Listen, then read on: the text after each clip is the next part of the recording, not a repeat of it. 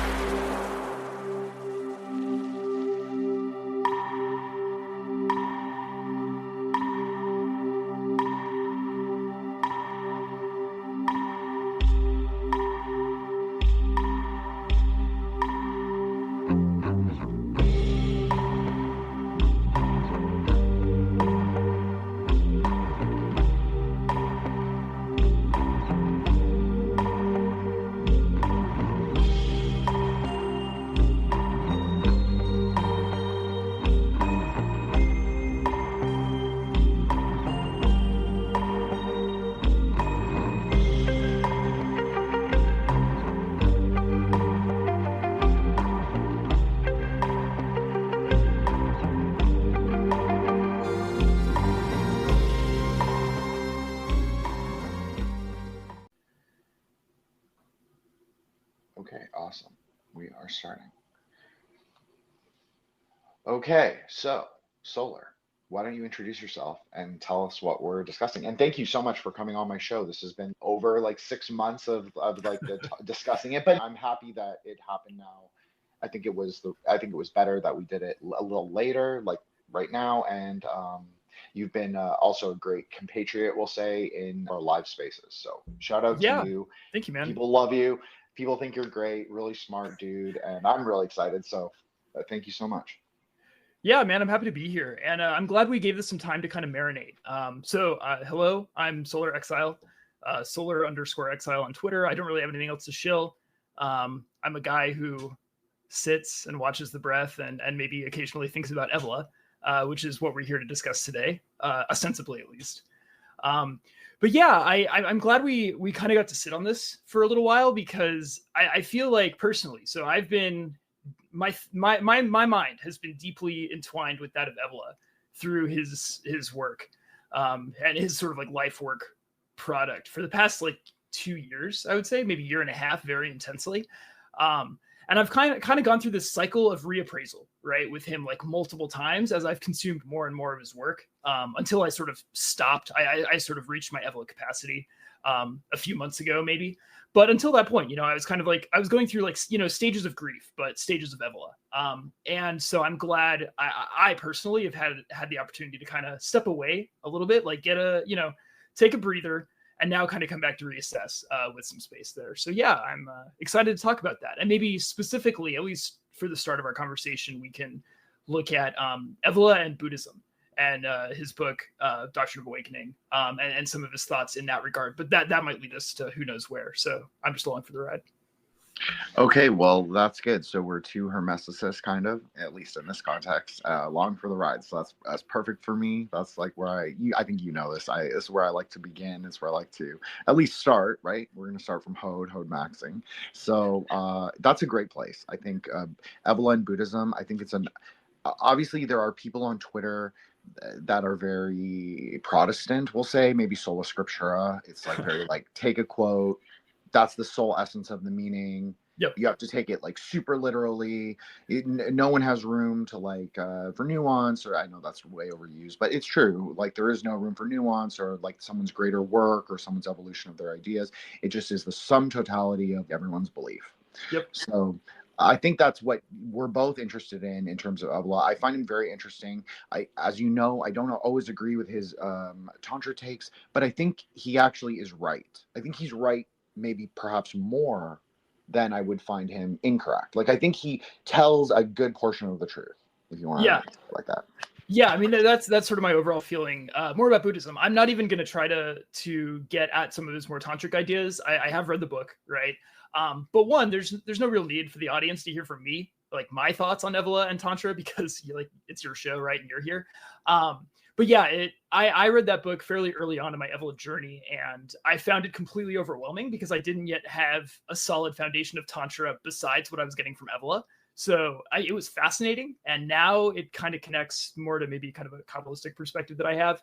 But anyway, yeah, that it's not that I won't talk about it at all, but it's sort of off the radar for what I came prepared to talk about today, just because I thought like that's not really like my area, and it was a bit much. But your overall assessment of Evola and Tantra, I think, mirrors my kind of amateur assessment of his relationship to Buddhism and his presentation of quote unquote like Theravadan Buddhism or something like that, after having done it for a little while. So well, not every show has to be about Tantra. You hear me talk about Tantra a lot, always on our lives and on my show many times. So yeah, let's talk about just like fundamental core Buddhism. I think that is refreshing for people listening, and it's also like not my perspective.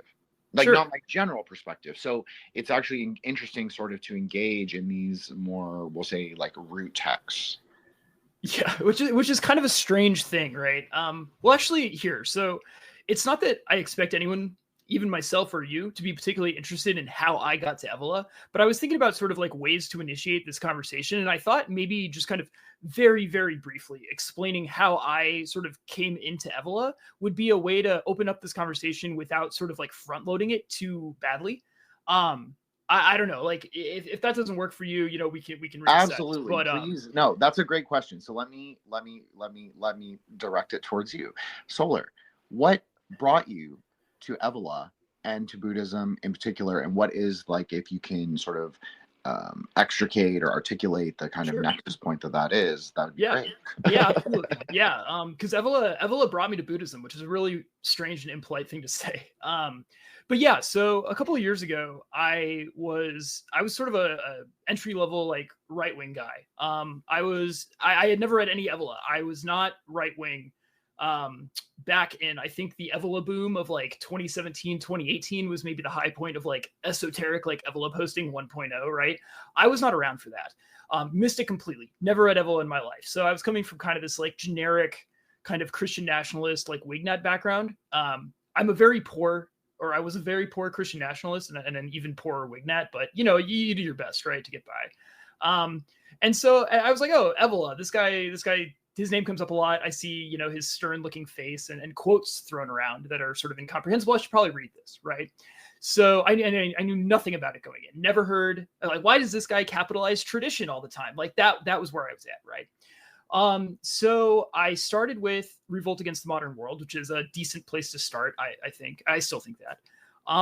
And it kind of blew my mind, but I wasn't really sure what to make of it, right? Like it was my introduction to thinking in terms of, well, one, like it provides you a completely sort of new lens for understanding your place in time, like a sense of like historicity, right? Like, I had maybe read Spengler, right? So I was familiar with the concept of like civilizational life cycles and things like that, thinking in terms of like, sort of an organic metaphor for time. And I'm familiar with like a Christian or a Judeo-Christian, quote unquote, like, approach to eschatology, something like that. And then, of course, we're all familiar with like the generic progressive sort of Whig history model, right? Where we were brutish, self-interested, like unthinking cavemen, and we're sort of moving inexorably towards utopian progress, equality, democracy, all that stuff. So I had those models, just in the toolkit, right? But this notion of a descent and a fall from Satya Yuga, right? A golden Hyperborean age. It's like, holy shit, what is this guy talking about? This sounds really cool, right?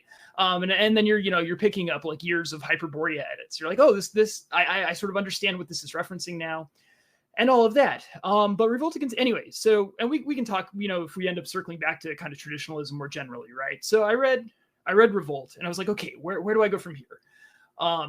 So I looked at the audiobooks that were available like on audible.com, right? So you bang out like Fall of Spirituality, which for those paying attention is his book mostly on theosophy. So shout out to Logo Daedalus. He probably actually did read the book. It does exist. It's called Fall of Spirituality. Anyway, so churn through that. It was like, okay. Wow, let me just stop you for that, because that's the first fucking time that I've ever heard someone say that. So just say that one more time. Just in case Yeah. people miss it. Evola did write a book that is like 60% on theosophy, okay? And the earlier version of that, I think it's called like The Mask of Spirituality or Masks of Spirituality, is even more about theosophy. It's about theosophy, anthroposophy, and then the weird, Krishnamurti, the like false Jeet Messiah guy that was sort of adjacent to theosophy that then kind of spun off. That's the core of Masks. And then he expanded it. As far as I understand, in the publication history of the text, he later expanded it to include, like, there's a chapter on Satanism. I think he added the chapter on Eliphas Levi and ceremonial magic as well. Like, that wasn't in the original. So the book is no longer exclusively about spiritism and theosophy, but originally it basically was, and like adjacent movements, and it still is like 55, I don't know, page count, but like, let's say 50 to 60% of the text is about theosophy, anthroposophy, and the Krishnamurti thing, right?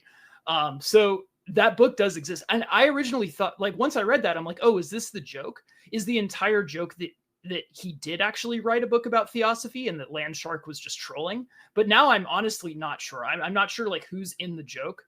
Like, who's in on the joke of this book actually existing? And it doesn't really matter. This is like right-wing kind of like meme lore, I know, but it was sort of a bizarre thing, you know, as I'm like cruising around the upper Midwest, like delivering hog feed, right? I'm like, wait, this is the book.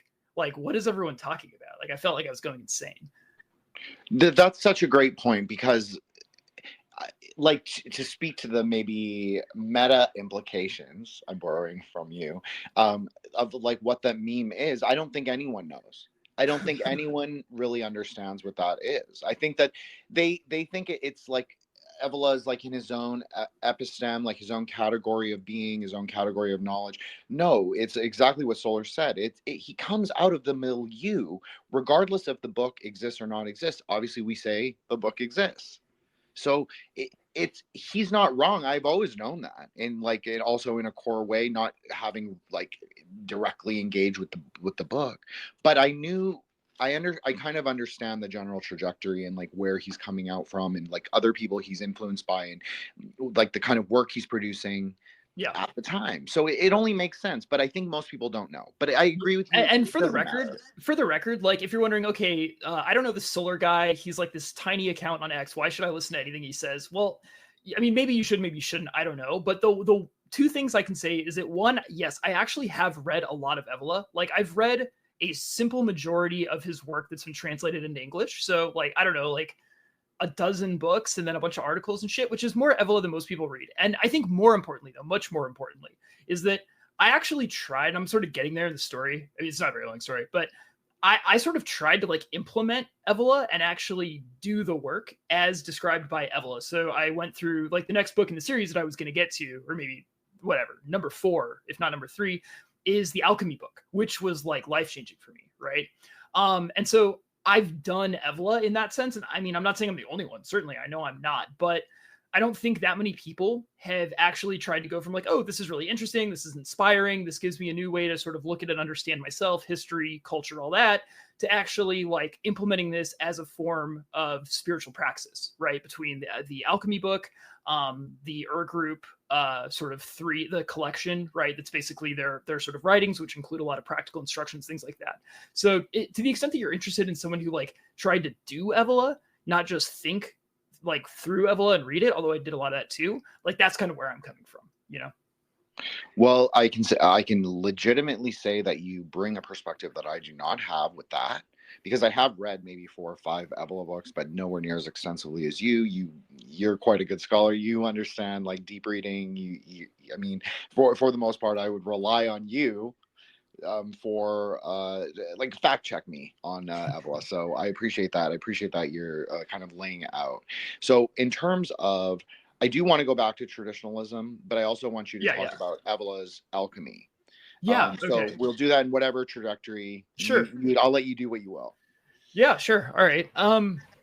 So yeah, I made my way to the alchemy book, and at the time they've since released a number of more Evola audiobooks. So this is no longer true on Audible, but at the time there were only like 4 available. So, and I'm like, okay, alchemy, that sounds kind of cool, but also like kind of gay and fake. So I read that one last, right? Because I assumed it was just going to be this like floofy, you know, writing about something that people thought was real that isn't real, you know, the kind of like normie thing.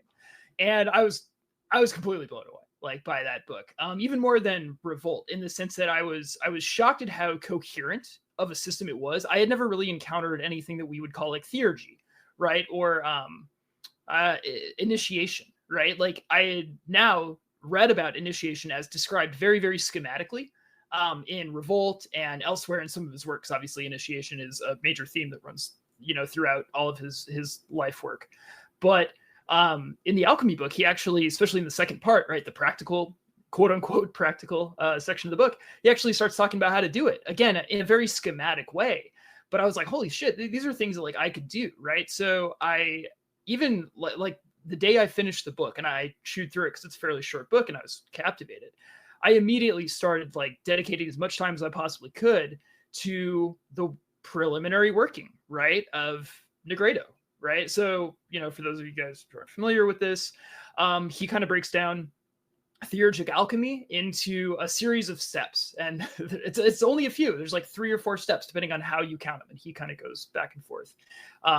But the first is, releasing is sort of this descent into it's the initiatic death, right? So it's the sort of like death of the mundane self, the material self, the ego, right? And then you get down to this point where mind is, the alchemist Quicksilver is sort of like liberated in this overwhelming sort of like burst of light.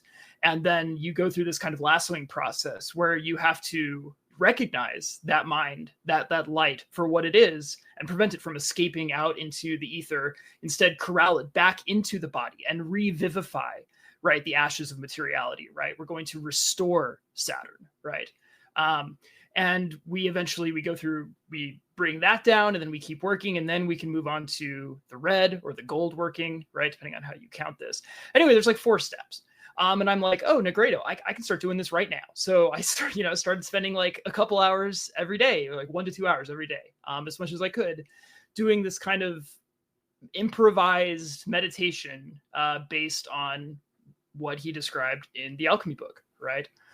And I should also note that besides the kind of like practical meditative aspect, this is also a very helpful primer if you know nothing about the sort of history and vocabulary of Western like esoterica at all, like I didn't, or specifically the alchemical process.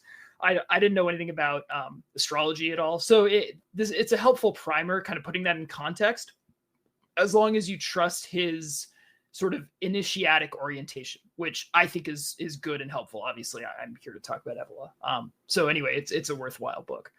But anyway, in that book, he describes 3 paths. One being the dangerous, the path of sex, which we don't have to talk about. But beyond that one, there's the wet path and the dry path. We don't have to get into kind of like what he means by that. But the point is, the dry path, which is characterized as more gradual but more reliable, and also perhaps better suited to individuals of a more abstracting, perhaps intellectual bent, which before I was driving a truck, I was a professor at university. So I'm like, hey, that's me. I'm the detached, autistic, intellectual guy, right? So maybe the dry path is better suited to me. And he basically says in so many words, like, hey, you should go be Buddhist. Like, dry path equals Buddhism. I'm like, okay, that's sort of, it was unexpected, right? And he references the Doctrine of Awakening, which is this book that he wrote, or actually, maybe he doesn't. I don't think he actually references it, because I think the alchemy book was written first. But anyway, it's clear that he has a book on Buddhism. So it was like, oh, okay, well, if I want to do this, the dry path, I need to go then check out Buddhism, like through Evola, right? And that is what led me to the Doctrine of Awakening. And ultimately, like, me becoming Buddhist, I guess, which is sort of bizarre. As it was me trying to be an Evolian alchemist and do alchemical theurgy. That's how I ended up here. Well, I don't want to interrupt your flow, but I want to say that this makes complete sense to me. I think you'll be surprised that I agree with you, but I think it makes sense. I mean, I think you know this. I think Dharma is the truth.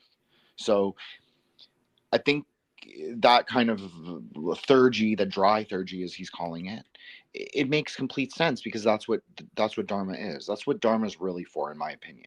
So not, I won't complicate it with the tantric layer or anything, but even the Theravada, like what we know is Theravada, there was an extensive like Southeast Asian esoteric Buddhism. It wasn't Yes. exactly like Vajrayana.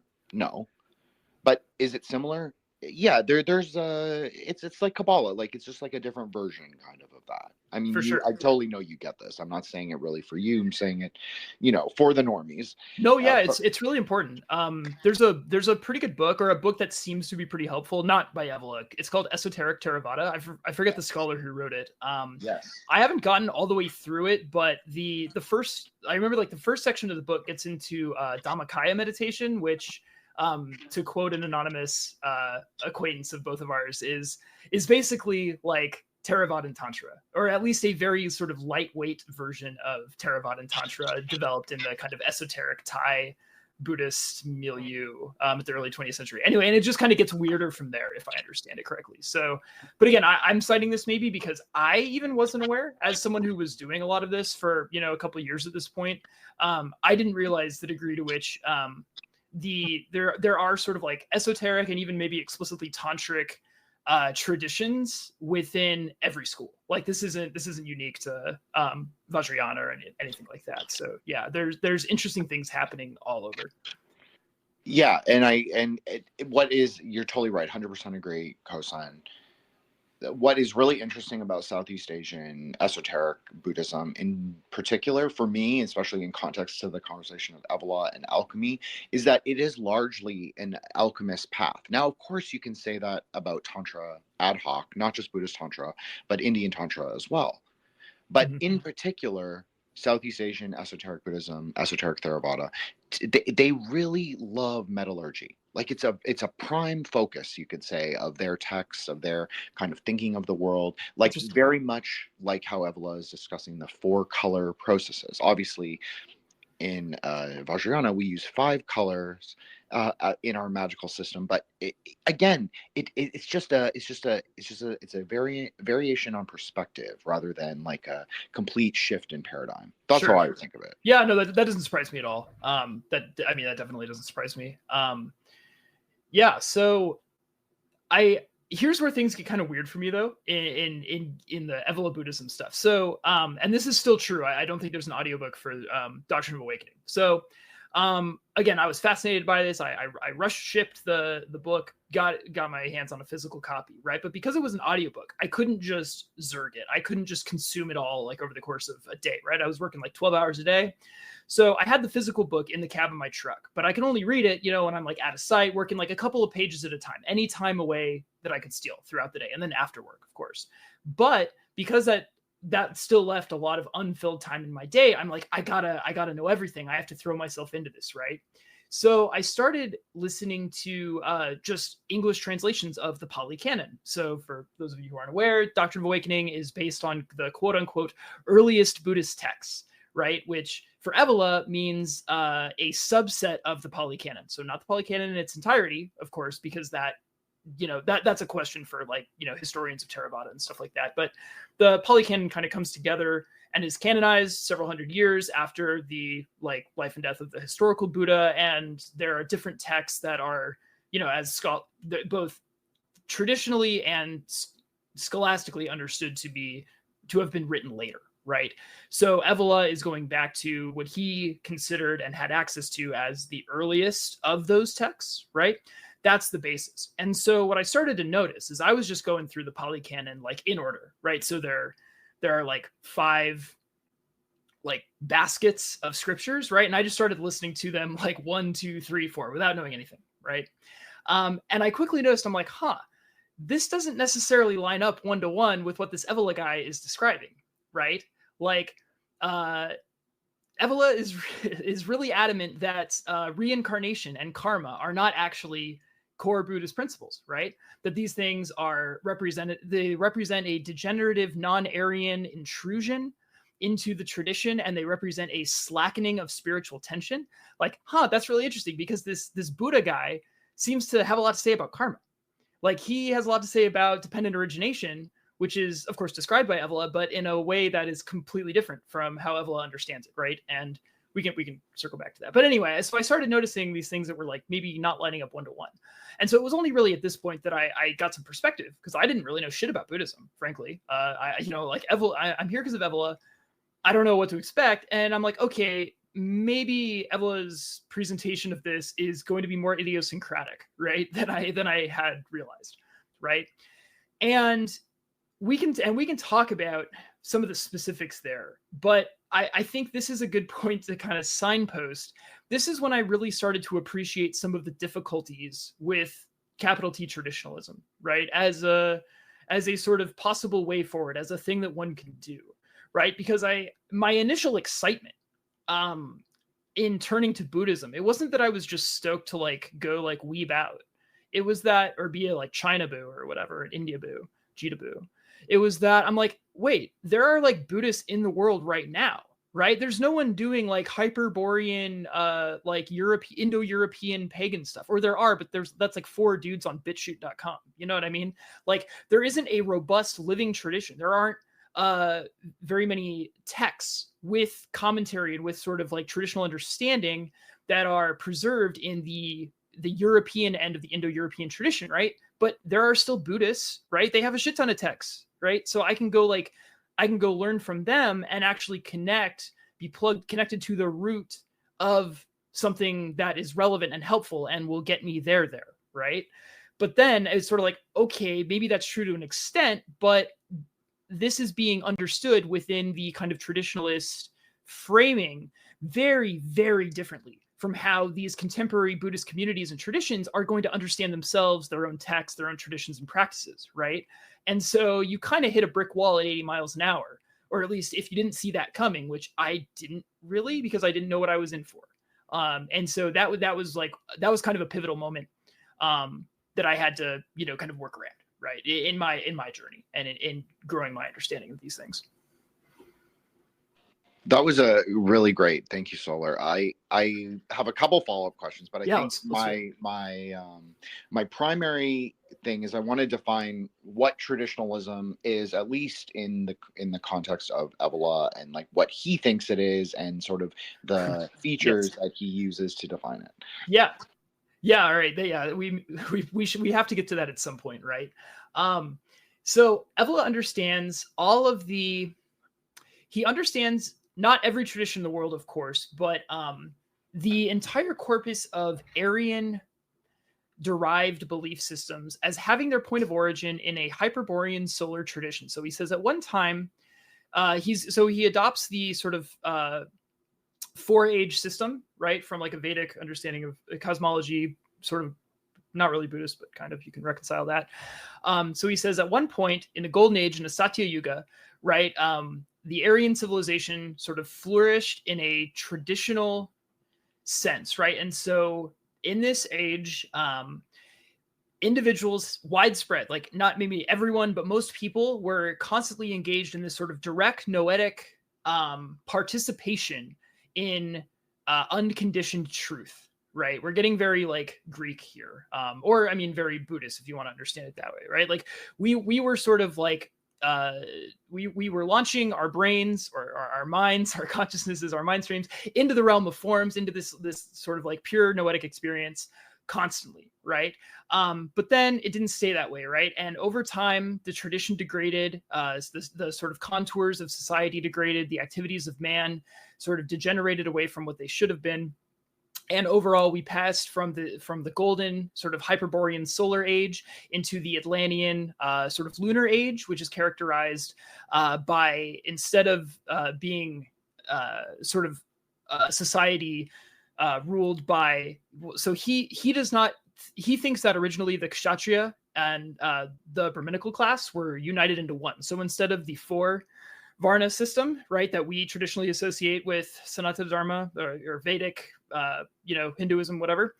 He thinks that the Kshatriya and the Brahmins were originally the same case, right, and that the split between the Kshatriya, the warriors, and the Brahmins was itself evidence of social degeneration, right? So in the solar Hyperborean age, you had these sort of god kings who sat at the head of society, directly, sort of engaging in this unmediated non-dualistic way with the divine. Then we pass into an Atlantean age where we have the Brahmins in control, right?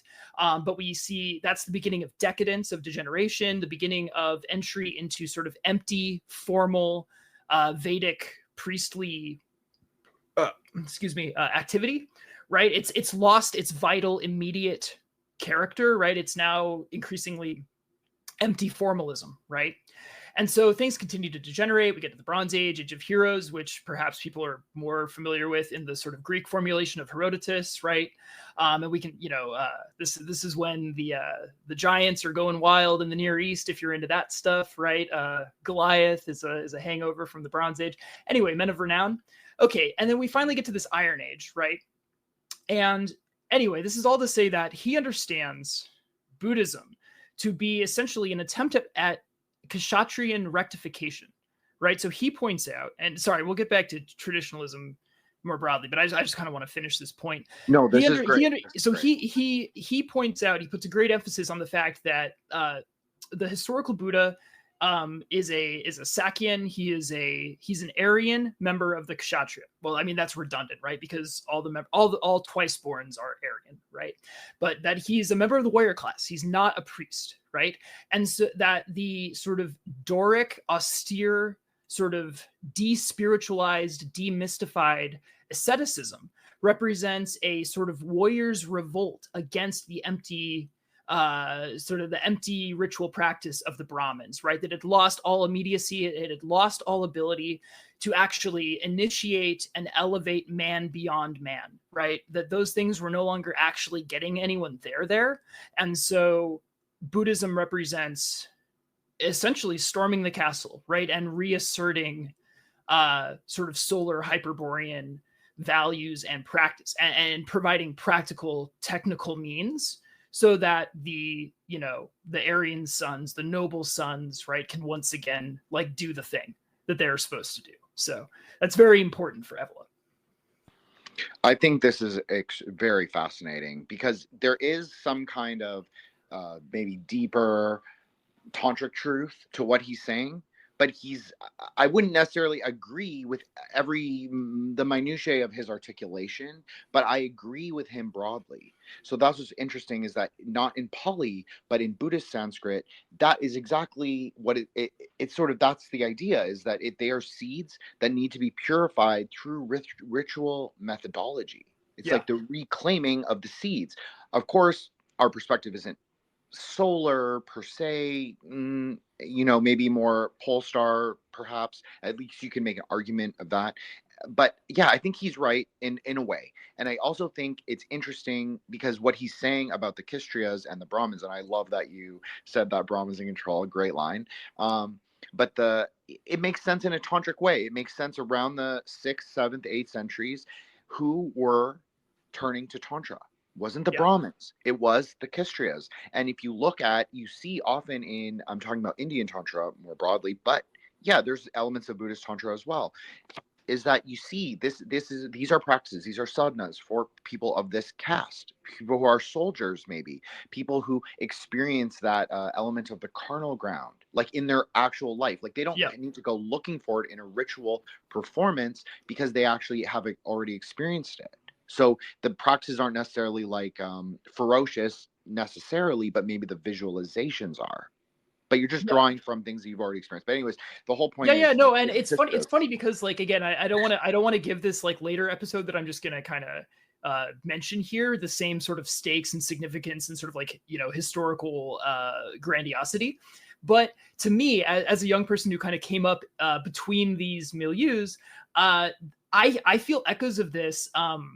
Between the sort of like late 19th, early 20th century ceremonial magical revival type stuff, as exemplified by Golden Dawn, right? You can buy the tome and you feel the reaction against that. You feel this sort of chaos, the immediacy and blah blah blah of something like chaos magic, right? Saying like, hey, like you're so overinvested in these forms and these abstractions, in you've sort of like lost an understanding of why these formulae, why the sort of ritual grammar that you insist on actually worked in the first place, and it doesn't work now. It doesn't work anymore, or it doesn't necessarily work for everyone. It's not the best. It's not necessary. So we are going to go buck wild in chasing this sort of, we're going to find other methods that work, that cut right through, right? That are reliant on a completely different understanding of why the magic that we're interested in doing works, like, blah, blah, blah, right? And so it's funny. I feel like you can see at least like in the abstract sort of contours of this type of cycle repeating over and over again. But that's just like an aside, No, absolutely. You're 100% correct. And I was even thinking that. And interestingly, you brought up chaos magic. Both of you and I both share this kind of in common, is this kind of like early, maybe curiosity, we'll call it chaos cure. So it's like a curiosity, or at least like maybe I spent a few years where I was very much like, I'm a chaos magician, like this is my kind of way of thinking of the world. But I would say that my thinking now actually is much more in line. So just really interesting. Yeah. Would you say that there is maybe, I know this is going to sound contradictory and you're welcome to school me. I welcome it. I open the floor for it. But is there an element of perennialism in his idea of traditionalism? Or how would you characterize the sort of relationship between the two? Is there a paradox and is it rectifiable? I know that's a huge question, but. Yeah, so, I mean, yeah, of course, right there. How do I understand? So someone like Guinan was deeply critical of, as far as I understand, I'm not a Guinan guy. I said I'd get to Guinan after I read all of Evola, and I'm still reading Evola, right? I'm like 20 books in, still stuck on Evola. So they were deeply critical of how sort of attached Evola seemed to get, or young Evola at least, like when Guinan was having things to say about Evola, and they were kind of writing in the same circles, attached to the idea of the solar Hyperborean civilization as being this sort of real and concrete thing, as opposed to a sort of useful metaphor and sort of like sort of spiritual frame of reference, right? I think perennialism wants to be a lot more flexible. And sort of for Evola has certain ideas about like, no, this is really how they thought. This is what they were up to back in the good old Hyperborean days, right? And something to the effect of they're largely treading on similar ground, but someone like Evola wants the buck to he's going to trace it back only to this one point and say we just have to return to this. He's not really interested in the kind of like looser syncretic net or the ways of sort of understanding this set of texts and traditions in sort of relative to others, in a more sort of broad and amiable perennialist framework, I guess. But that's just a gloss. I know that was a really big question and a curveball, and I appreciate that you conquered it. I agree with you. I think you know this is, I like to think of things in an axial way. I find perennialism like a little boring myself, like just in the sense that I find it static, not as dynamic as Axialism, which is from obviously Karl Jaspers, but it also extends into both Evola and Guinan. I think it's something they both kind of, if they didn't react specifically to, they were at least aware of it. So I don't agree with Evola that we are like, there's one point in history that we should return to. And I think Dharma kind of agrees with me that it's like, yeah, there's a primordial return, but it's just like a state of consciousness. It's not necessarily like a point, a specific like time, space, nexus in history. But there is a way to sort of like reproduce the effects of like a golden age in yourself. Yeah. So that's how obviously you already know this. It's actually kind of surprising to me. Again, yeah, like I said, you go through phases of Evola, right? And I actually sort of appreciate, at least where I'm at right now, I appreciate the degree to which Evola doesn't completely steamroll, bulldoze over the particularities of the different traditions that he's engaging with and kind of reproducing. Like, yeah, okay, he kind of does that, but I feel like he actually is less inclined to do that than some of the perennialists, at least like the kind of like low end stuff that you're going to see from like self-described perennialists like on social media or whatever, where there's this rush to just like equivocate everything, to just flatten out all the details, all the particularity, all the sort of like richness that any of these one traditions has to offer, and also any of the ways that those traditions understand their own techniques and why they work and sort of what they're doing, and to just say like, oh, it's all this big thing, it's all, you know, I don't know. I find Evola a lot more sort of sensitive and a closer reader of traditions and texts than a lot of so-called perennialists. Again, he has his own deeply idiosyncratic way of extracting information and sort of making that usable. Like I'm not saying he's just like a normie academic or something like that, but I don't know. Evola is surprisingly tactful, given his reputation, I guess. I agree with you. I think he reminds me of you in some ways. Like he's like a close reader of text. He is quite careful.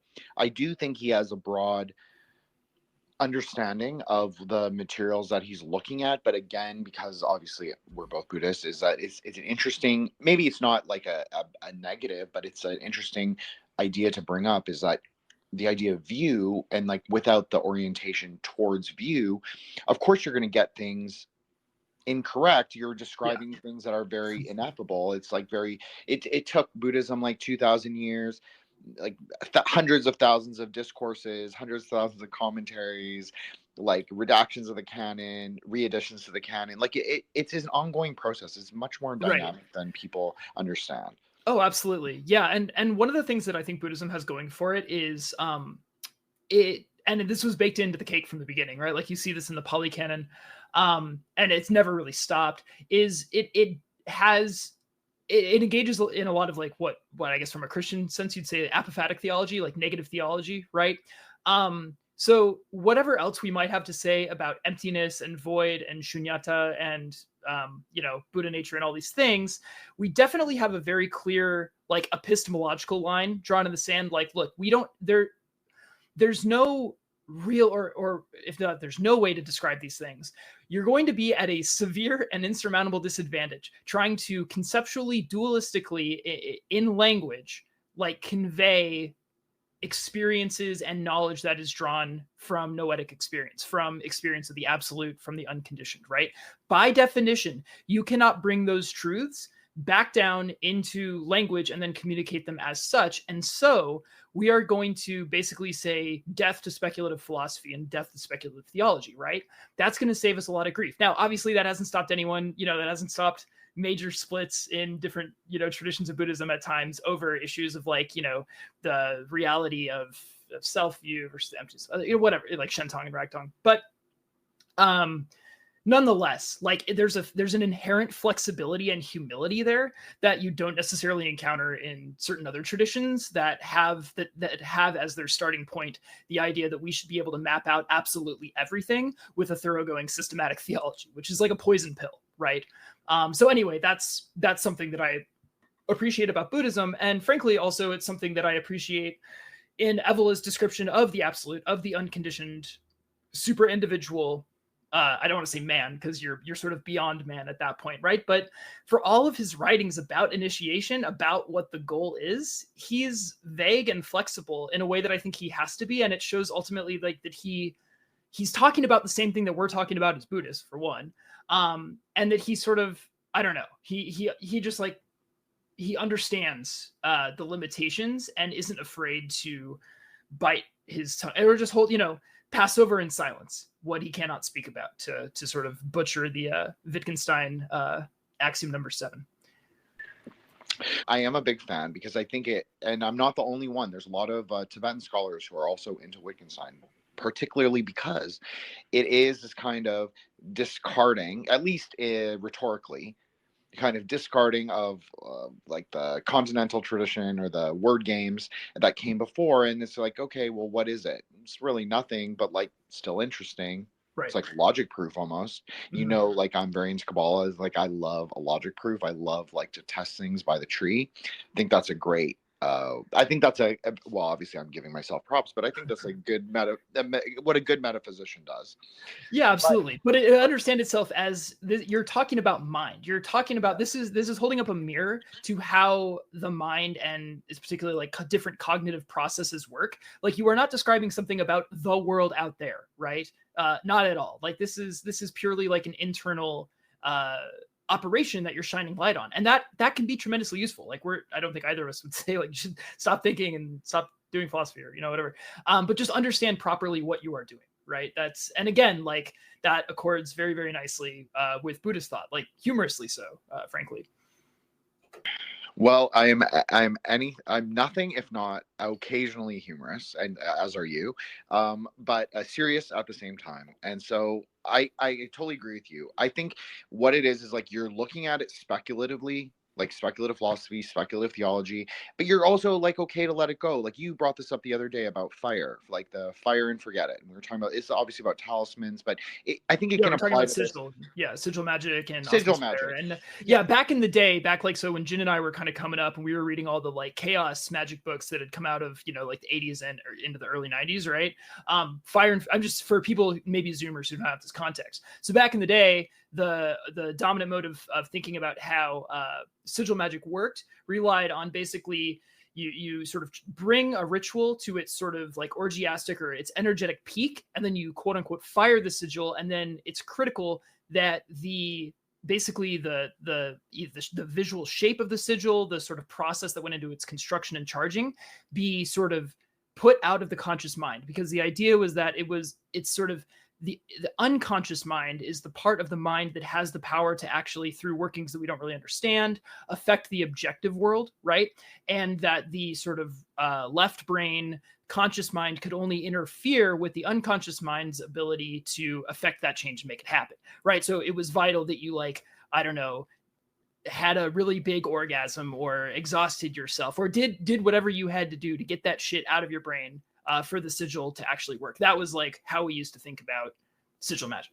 So okay, perfect definition, thank you. And so just apply that to like speculative philosophy.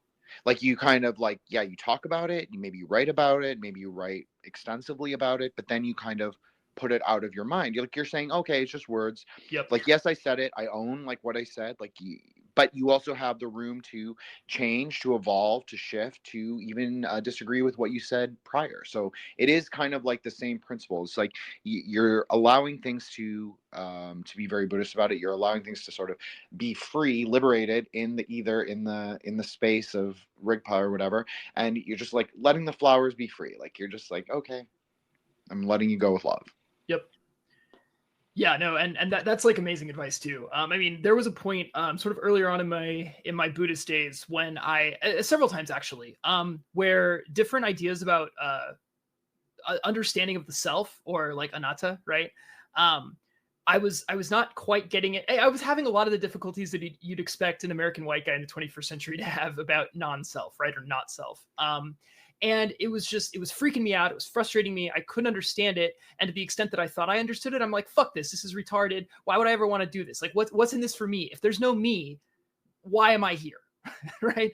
And there were multiple, and in those moments, I was like, I don't want to do this anymore. Right. So I would put it down. And ultimately, like what got me through that was not just like learning more, like, thinking more, reading more. But ultimately it was a combination of like direct experience that I had to have, well, for me, sitting, right? Because I do a lot of sitting. Not that that's the only type of Buddhist meditation, but I had to be able to put these sort of speculative problems that I was having aside and just sit. Both sit, like two types of sitting, right? Insight meditation, where I actually thought through and worked through these things, but in a sort of controlled manner that was based on the actual experience of mind, consciousness, awareness, whatever, however we're going to class that. That was important, right? So I had to, it's not that I was completely jettisoning those concerns, those issues that I was having, but I was approaching them through actual, like, experience and analysis that was rooted in the experience. But then also I got through those difficulties by just putting them aside completely and sitting in like shamatha, right? And it was a again, like shockingly, combination of like vipassana and shamatha, like works pretty well, right? And I'm not saying I'm like done with that. I'm not, I am not resting in Rigpa right now. But I had to just like kind of force myself to get distance from these speculative problems that I was having and approach them kind of in different terms, right? From a different frame. So what's really interesting to me about what you said, how you approached meditation in this, the first way that you said you were or you said, I think you said you weren't engaging necessarily, you were just sitting first. So sitting, that's obviously the best way for like the initial practitioner. Great. And then you can try and sort of engage through processes of perception, through bodhicitta, like all the Buddhist things. You're engaging with the sort of like the real life, we'll say material, physical reality of like what you're going through and why you're thinking about things and the way you're thinking about them.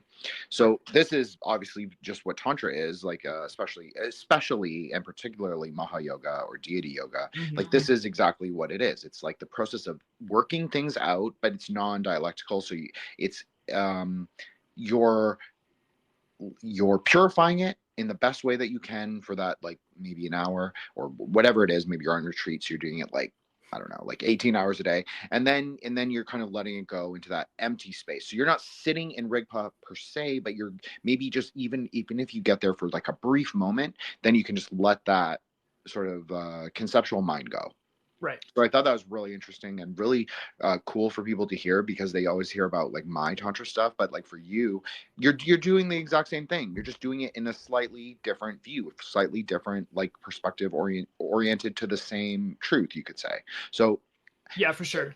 Yeah, also, Buddhism is for everyone. Yeah, no, it really is. And actually, this is a good point. Like, again, not that we're like just talking about Buddhism. Like, we'll get back to Evola, regular scheduled programming here. But yeah. So all the traditions that I've actually engaged with, and again, I don't want to say I'm a Zen guy or I'm a Theravadan dude or even a Dzogchen guy, but it should be pretty clear just in the way I'm talking about it and the fact that I've mentioned Zen and Dzogchen that I'm clearly sort of disposed to the sort of like immediate realization type of practices, and that I've shied away from not even it's not a matter of it being esoteric, but the things that are more heavily reliant both on visualization and on what I'll call cultural knowledge, right? So again, as a white American dude here, I just don't know what the hell people are talking about. Like when you start like throwing names at me, like Padmasambha, what the, I don't know, who's that? Like, what does he look like?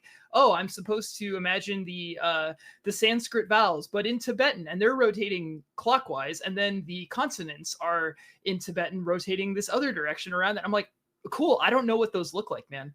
Like I don't speak Tibetan or read Sanskrit or do any of this stuff, right? I have no sort of frame of reference for any of it, right? And that's not to say that a Westerner can't go all in on deity yoga and guru yoga and do all the visualizations. Like you should try that. And if that's like what speaks to you, you think that's fucking awesome, then do it. Like, please don't listen to a word I'm saying. But my point is that even within something like Vajrayana, right? There's like Mahayoga, there's Dzogchen, there are sort of paths within that all ultimately like share an ontological framework and even like a sort of like, as you would say, a ritual grammar or like a grammar of practice. But you're just doing different stuff, and it depends, that works more for your like orientation, your skills, and like what speaks to you, right? So Jin and I probably have very different practices, both like what it looks like we're doing, but also like maybe what we're trying to accomplish inside. Not that you don't do the similar stuff that I do, but I definitely don't do like the very, very complex like visualizations and things like that. And so, yeah, I don't know, like don't be put off, because I was like completely overwhelmed when I went for my first like Drikung Kagyu like retreat. I was like, oh my God, am I retarded? Like I can't. This like the most complicated like mandala visualization of all time, and I'm just like I felt like I was overheating, like the cartoon, like steam coming out of my ears and just my eyes like rolling like a slot machine. It wasn't happening. I tried my best, but don't let those types of limitations like bar access. Look, it's really hard. Nobody, like what Solar's saying is 100% correct. It's not easy. It's one of the deepest ontological systems that I've ever encountered.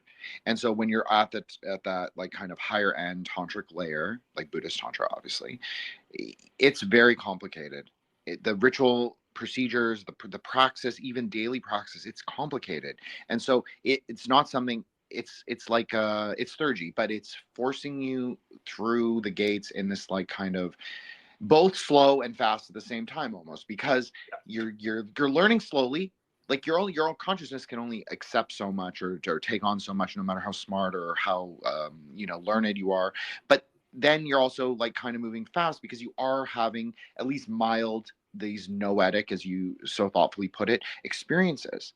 So maybe your first encounter is like magic you can't call like deity yoga like slow and gradual. You know what I mean? No, even if in a certain sense it's quote unquote like preliminary, you know, and all that stuff. But like once you're doing that kind of stuff, like you are not signing up for the 3 kalpa package. You are signing up for this lifetime or the next package, you know. So like strap in, even if you're doing it poorly, you know. And anyway, it starts all in the mantra, right? Like it just starts with the sound. That's it. Like that's how everybody starts. I've said this a million times. It literally just starts with you, the rosary, and the japa, or the mantra, excuse me. So that really it can be complicated, but it doesn't necessarily have to be. But beyond the scope of I want you to do your episode on Evola. Yeah.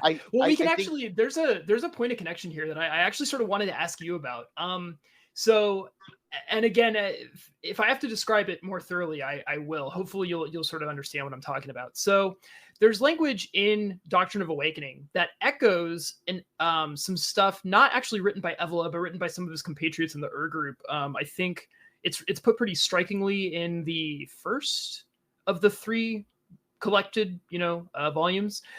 Basically, let me pull up a quote here. Actually, no, we don't need to do that.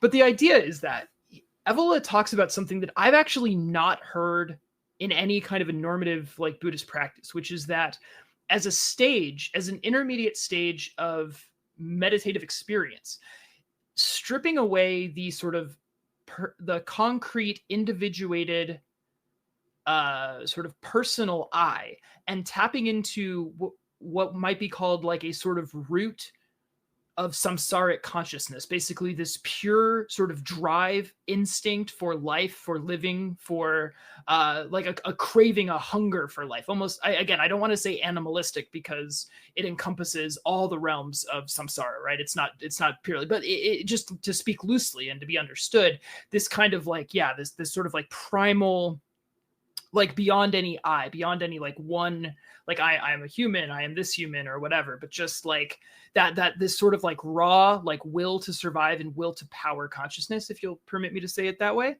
And again, it's not that Evola thinks that is the goal, certainly not, but he describes it very clearly and sort of powerfully as this sort of intermediate stage of realization between the pure, like the completely sort of mundane samsaric, I am this identification with the contingent properties of our identity on the way to a purely unconditioned state. And I just thought that was very bizarre. I have no idea where he's drawing that from. Have you ever encountered anything described like that in other maybe areas of Buddhism that I'm not familiar with?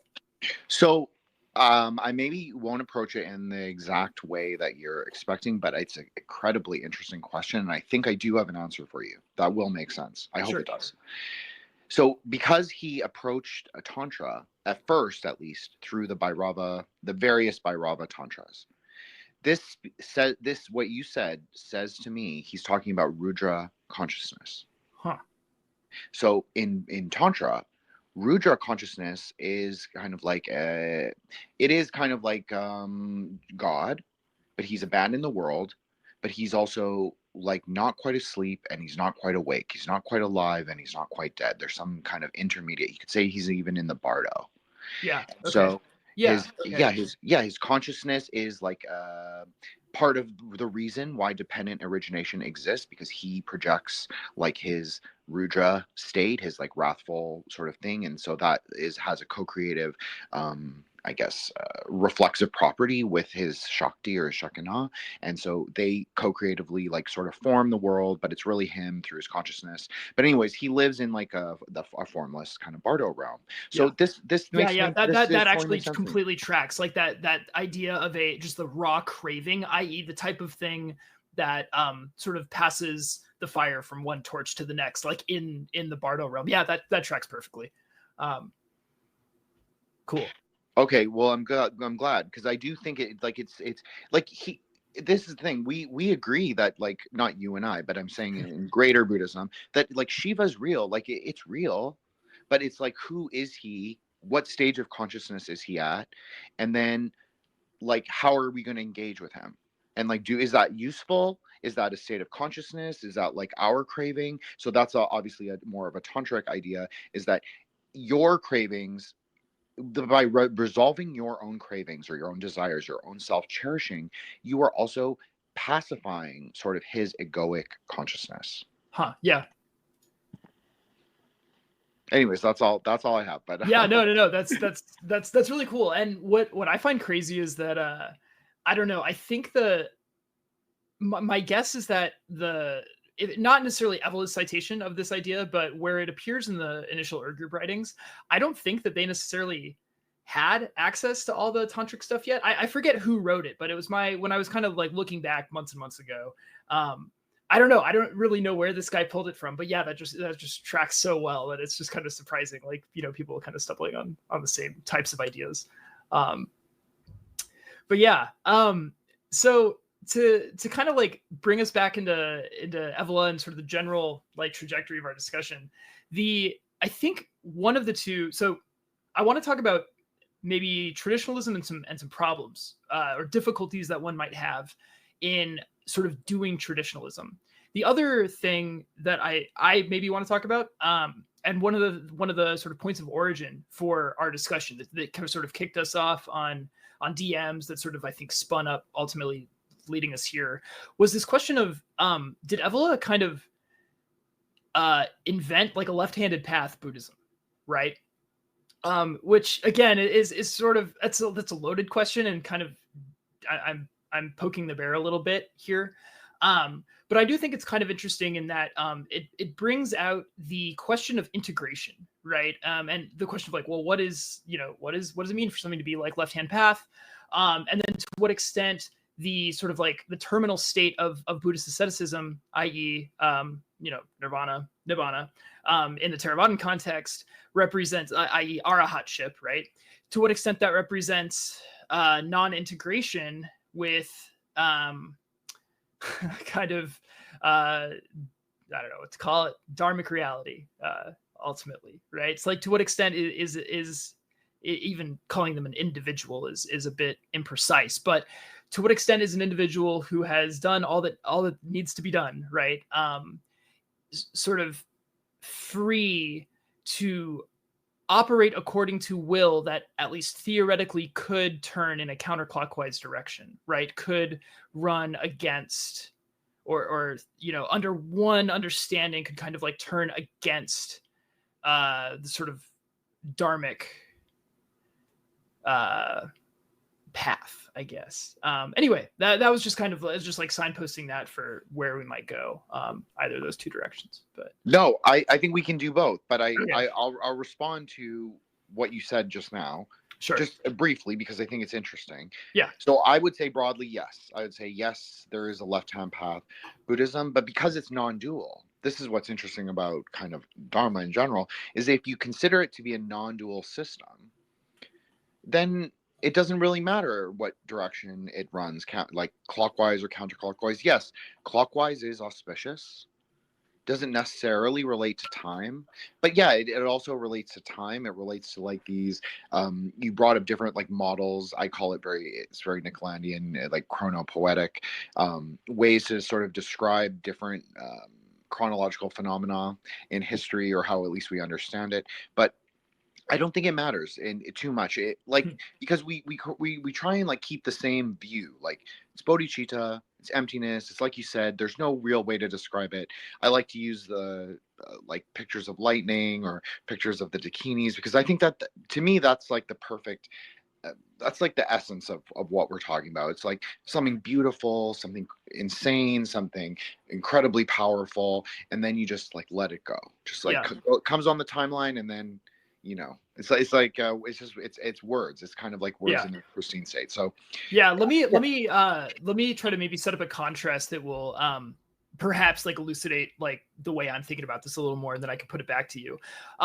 So the contrast here that is to something that I'm much more familiar with because I grew up Christian, and maybe that's the cultural sort of background of a lot of the audience here. Again, Christians have a variety of ways of thinking about everything, of course. But traditionally, in both the Orthodox context that I became familiar with as an adult, but also in the Reformed tradition that I grew up in, so the process of Christian theosis is one of essentially, to put it in really simple terms, like Sunday school terms, would be an emptying of self to transform you as like a human, flawed, irredeemable sinner, into nothing more than a vessel for the spirit and will of God.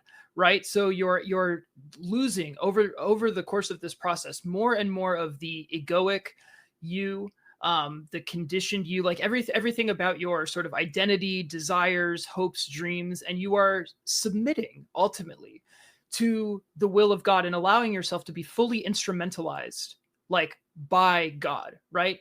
Such that at the end of the day, like if you were to compare to saints from the Catholic or Orthodox traditions, right, there would be almost no difference between them, right? Because both of them, if you were to put, I don't know, just pick two of your favorite saints, right? If you were to substitute them in different situations, they would basically do and act in the exact same way, right? Because there's so little of them, of anything that could be construed as individuating left to them, right? They have been sort of filed down to the nub, like the barest nub of what could constitute an individual and allow them to be differentiated from one another, right? And again, this is not just Orthodox theology and their language of, again, what does theosis mean? You come to something like this, but again, I've heard this described in many different Reformed contexts as well, although they're going to put that they're going to say that's a goal, of course, in this life, but ultimately that's going to only be fully realized in the world to come. So in that, I would consider that to be like archetypical of the right-hand path, right? Like, so even if in the sort of end state of creation in Christian eschatology, the individuals are still separated from one another, like there's still a St. Thomas and a St. Anthony or whatever, kind of bopping around heaven or whatever they're going to be doing. The nous of each individual is going to be so wholly enraptured with participating in the energies of God that, like, I mean, they're barely different. It's sort of like, you're alive, but there's no you left, right? That's what I would consider like archetypically right-hand path from the Western perspective, right? And I guess like my initial understanding of sort of Buddhism, it was that it almost goes even farther, right? Because it wants to basically sort of like it wants to do away with this sharp distinction between like I and not I, right? And I don't necessarily want to say more about that, but that's kind of where I was coming from in terms of thinking about integration, at least the partial, but pretty much all the way there integration of like, Christian theosis, right? And maybe contrasting that to the condition of the Arahat. And if you want to go there, maybe the sort of further state of someone farther along from a Mahayana or Vajrayana perspective of, what it means to exist as a fully enlightened bodhisattva, etc. Like in what sense is that individual ever going to do something that isn't just immediately reflexively motivated by bodhicitta? In what way is that individual ever going to parse any aspect of samsara / nirvana in a way that's not immediately dictated by the impulse to bodhicitta and resting in rigpa, right? Like, so in that sense, like, is every bodhisattva like the same, quote unquote? You see where I'm coming from? Absolutely. This is a great question. This is something that obviously I know you're smart, so it's a great question. It wasn't unexpected. So I will say that in terms of theosis, like there is a tantric parallel, which is like to join the retinue of your Ishtadevata or your Idam. So there is that idea. Like if you're a really great, I'm just using this as an example. I don't practice Yamataka, but I've heard this before for Yamataka many times, is that people will be like, oh, I'm not coming back.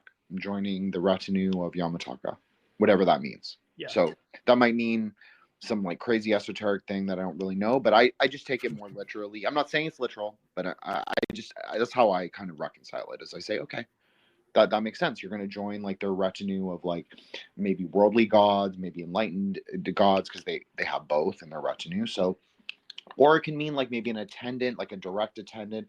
Or if you want to be really meta and really esoteric about it, you say that you're actually going into the inner density of the mandala.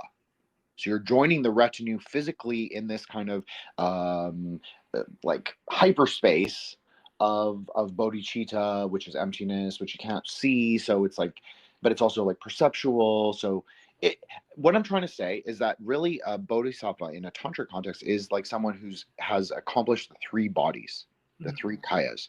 So you're kind of existing at multiple layers of reality, multiple layers of consciousness, but you're unifying them through this impulse of bodhicitta and through rigpa, which also exists in your mind. It's not like an external state. Right.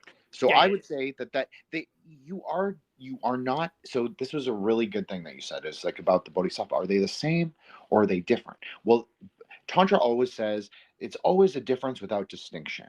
Right. So there is a difference, and you can distinguish them, but are they truly of a different essence? No. Yeah. And so this is where, and again, this is a helpful point to kind of circle back to one of Evola's, again, idiosyncratic, to be charitable, takes on Buddhist ascesis, where for him, again, he's not really dealing with, he doesn't use the word bodhicitta as much because I feel like there's even more of a focus on that once we get to and through the Sutrayana kind of like stage of development of Buddhism. Yeah, totally. So he's more focused on sila, right, of just like right conduct, the sort of moral and ethical principles as understood in Theravada Buddhism. But even then, like we can kind of extend what he has to say about sila to bodhicitta as well, where he's like, oh yeah, that shit isn't real. Those are training wheels, right? Like those are things that are just designed to get the sort of would-be initiate to a point where you can separate oneself from all your desires to do all the bad things. Like the point isn't eating meat or not, or, you know, drinking or whatever, you know, the basic, you know, don't be horny. Like there's no inherent virtue to being this or not being that. The idea is that these are tools to increase one's power, to increase one's sovereignty over the self. Right.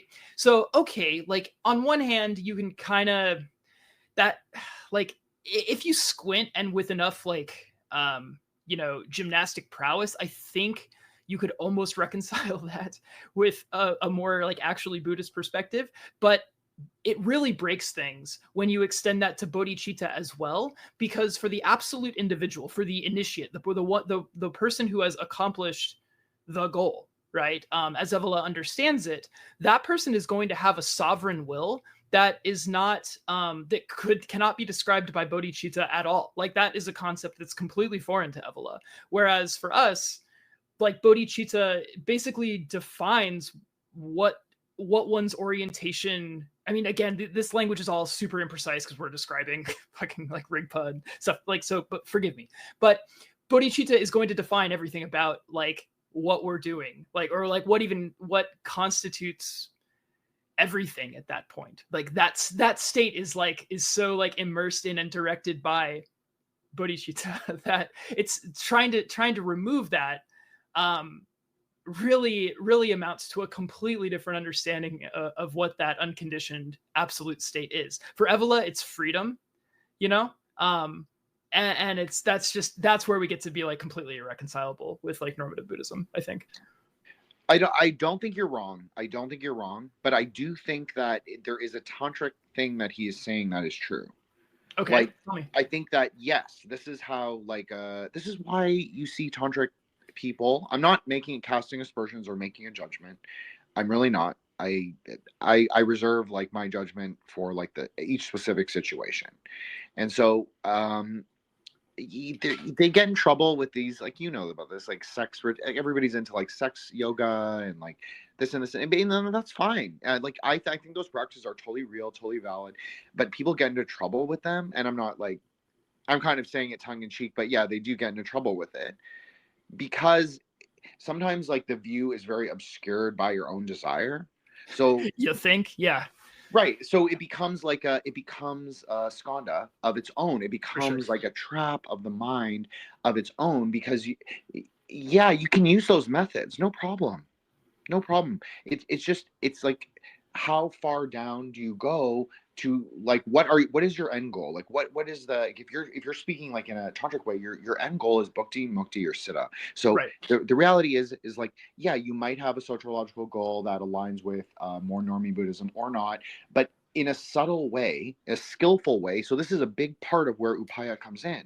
Someone who is a bodhisattva, who is said to be a bodhisattva, doesn't mean that you have to recognize them as that, but people who are said to be, they have accomplished upaya, like completely Yeah. accomplished skillfulness. Uh-huh. So they are able to like exert their will at precise acupressure points, you could say, Yeah. to reality in specific contexts. Does that mean that they're a perfect being while they're on this world? No, because the like the human body, the human kaya, or this kind of desire realm experience body, it's not perfect.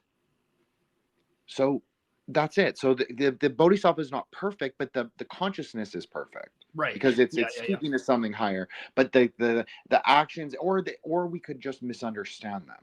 Like this happens a lot. You'll see like some people will defend tantric teachers who get into like sex troubles, we'll call it. Sure. And, Yeah, many such cases. Yeah. right, many such cases. And so the reality is like sometimes people who are doing really tantric practices, like specific magnetizing practices, you will draw students in and it won't be necessarily abusive.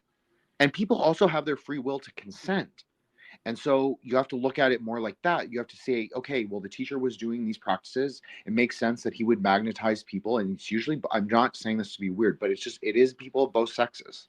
It just, Yeah. it really is. So it's both, but it doesn't necessarily have to be sexual, right? It can just be like people just like really love this one guru or this one teacher. Yeah, I mean that actually kind of evokes the sorry about the pronunciation here, but the story of the what are they called, the gopis in the classic like Vedic thing. So you have all the sages, right, who are like, yeah, we're gonna, who are then like incarnated, right? It's like, oh, you don't get to like the state of the magnetism while they were still male ascetics out in the wilderness, right, as opposed to their next incarnation where they could fully sort of fulfill their devotion to Krishna, right? Yeah. Absolutely. That was a great analogy. And you don't have to apologize for your pronunciation of anything because mine's pretty bad. So on everything. So yeah, no, you're 100%. That's right. So I think that's probably, to me, he's speaking of a tantric layer, but I would say there's an interesting distinction that I don't know if you intended, but it's there. He's talking really about right action. So he's talking about one layer of reality. He's talking about the layer of reality that exists in the human enjoyment body. Yeah. So that in tantra, we would say you have to have those three things unified. Mm-hmm. So consciousness has to be there, right speech has to be there. So white, red, and blue. That's kind of the idea, but it would all be working with like a green spark in the center. That's like literally, it's a very, obviously, this Vajrayana is very visual. They use a lot of colors. It can be understood from probably other systems, but because it's so wild, sometimes there's a lot to distract you as well. A lot of klipa, you could say. For sure. But that's kind of the point too, right? It's kind of like all of this is going on in the carnal ground. Yeah, you've got like a demon dancing over here. You've got like a dakini dancing over here with like a severed head, and like all this shit's going on around you. And like, what do you do? Like, what do you do with that all around you? Like you single pointedly focus on the sort of central idea, which is, as you said, is like bodhicitta and rigpa. So you try and like achieve that in the space of the craziness really all those phenomena are your mind. So I would say that he's missing the other two layers, but I don't disagree with him fundamentally of like what he's saying. Yeah, that's interesting. Yeah. No, that definitely makes sense. And sorry, it just sort of dawned on me to mention it, but for the record, one of the something that's emerged for me as a key distinguishing feature between contemporary left-hand path sort of organizations and ways of like training programs or initiatic programs and stuff like that. So you'll get into some, and it's like just to reference the joke, it's all come magic all the time, right? And that's very well and good and interesting. And there may be enough stolen and rebranded Kundalini yoga and basic Buddhist meditation practices to actually get someone somewhere anyway. Okay, I'm not trying to shit on anyone, but that is in very stark contrast to other organizations where you join and they're like, oh yeah, okay, here's our reading list. It's like 30 psychology books. It's basically we're going to try, again, in a sort of more contemporary Western sort of manner and using language that is more familiar to the Western student, we're going to try to get you to understand like programming and metaprogramming, like sort of the different levels of impulses that you have, how your brain works, right? So that you can systematically sort of strip yourself down and understand will, and to be able to differentiate what is actually true will from a bunch of bullshit and noise and things that are outside of you, that are outside of your control, that you don't have mastery of, right? So just kind of circling back to that question of like, oh yeah, it turns out that, you know, this desire, this impulse, this view was still nonetheless tainted by these samsaric conditioned things, right? And so I don't know, to me that's always been, again, it's not the only test, it's not a universal thing, but it has been a pretty good sort of hermeneutic from my perspective, in my experience at least, for determining how serious a given sort of organization or whatever is that how much are they willing to grant the student and say, yeah, like you go girl, you know, like that's who you are, run with it, run with your desires, run towards, you know, the klephos, and, you know, do that, versus, okay, we got to like step back, slow down, and see what we actually have going on under the hood, right? And pay a lot of attention to and do a lot of work there first before we get to any of this theurgy stuff. Because what the hell are we trying to deify, right? Like what is the thing that we're trying to take there, you know? I don't know. You see this wild variety of contemporary Western left-hand path stuff. No, you're 100% right. Something you said was especially interesting was that like the ones who recommend psychology books, like I'm not a particular psychoanalytical thinker or scholar, definitely not, or someone who even engages with that in my general life. But I will say that at least it sounds useful to clear skandhas, which is basically the essential point of especially like tantric Buddhism, is to clear those aggregations of the mind. Yeah, that's all I was getting at. Yeah, exactly. I mean, that's what I heard. I mean, I heard you explain this exact same thing, just in like maybe a different lens. So I think that's way more useful. It's like, what is beyond your desire? Like, what is beyond your impulse? Excuse me, not beyond your desire, but maybe beyond your impulse, and then maybe the desire doesn't really exist anymore. That's kind of the point. Like you kind of are able to, defeat it. Because again, like you can even look at a lot of like really, really powerful people, or allegedly really powerful and impactful people in the 19th and 20th century left-hand path stuff, right? A lot of people talking a lot about will, you know, do with that will, know thy will, all that stuff, right? But then like, I don't know, man, maybe not the best, most consistent track record for a lot of those people, as far as not being a total, you know, slave to the most like base animalistic urges, you know. I don't know. I mean, among other things, right? But yeah, it's just one of those questions of like, it's easy. It's a lot easier and more comfortable to accept yourself skandhas and all, you know, klephos and all. So yeah. No, you said something really interesting. It's like, what is will? Like, I think you know this. I think that I believe we are on the same page about this. Like, most people don't know. I don't even know all the time. I'm like, you know, sometimes they're just like impulsive. We just like do what we are like in the moment of our feelings or like our consciousness, our ego, and we just go with it. Or sometimes it's like we're trapped in it. It's like a sad boy maxing or whatever. It's like, you know, it's very dependent. And like you're talking, like these left-hand path guys, not just them, it's like all kind of modern magic people, a lot of them get lost in their own desire, because what does this like sorcery sort of like, we'll call it pseudo theurgical things they're doing, they're kind of like bypassing theurgy and more altering reality, you could say. It increases their own desire. it's not just the idea of like them like doing a spell or whatever it is and then or magnetizing or manifesting and then getting what they want. It's the fixation on the object of desire. That is what creates more desire.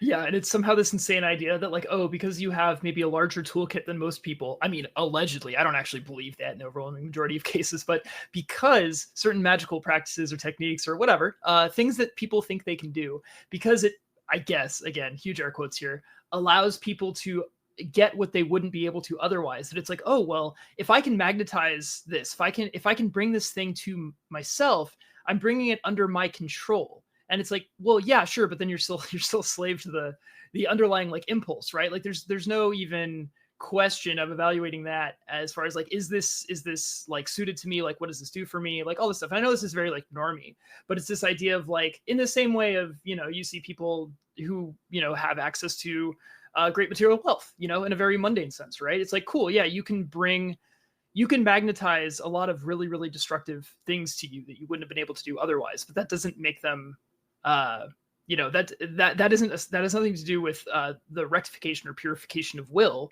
It just means that you can actualize desire, you know, and those are just completely different things. And again, it's easy to say, maybe a little bit harder to recognize in yourself at the moment, but like, again, I was just trying to draw the contrast, you know, kind of like between approaches, I guess. No, that was great. I love what you said about like magnetizing desire. That's exactly what you're doing. 100%. The wealth example is so great because every boon, just like in Kabbalah, every boon or every like kind of thing that you are able to manifest will result in its opposite and negative sort of Mara, Skanda, Klipa, whatever you want to call it. Like that's exactly what happens.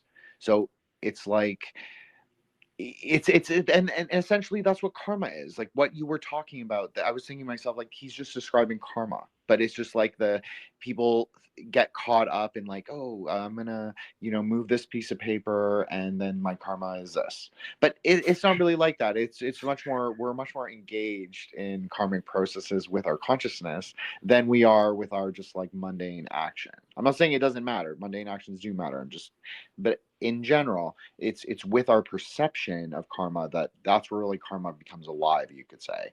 So we're a lot more engaged with it. Yeah, absolutely. And also too, like that's really helpful because like just because you're not, I don't know, it can be easy if you're not thinking in those terms to just look in action like, oh, well, I am not doing this or I am doing this, right? And you can lose this whole like layer of insight to like, okay, well, how are these things affecting how I even make sense of the world, how I'm understanding the world, like all the stuff that's all these internal processes, right? Like that's actually, I think, like the primary field of activity for karma, both creating new karma as well as like playing out karmic momentum that's, you know, been accumulated in the past. I'm not denying karma as a sort of broader sort of metaphysical concept or system at all, right? But I'm saying that like even if you just like maybe the internal kind of like psychological, if you'll allow me to say it that way, I don't know exactly, but that's almost like where you need to be thinking about karma the most, right? And it's also one that you have a lot of control over if you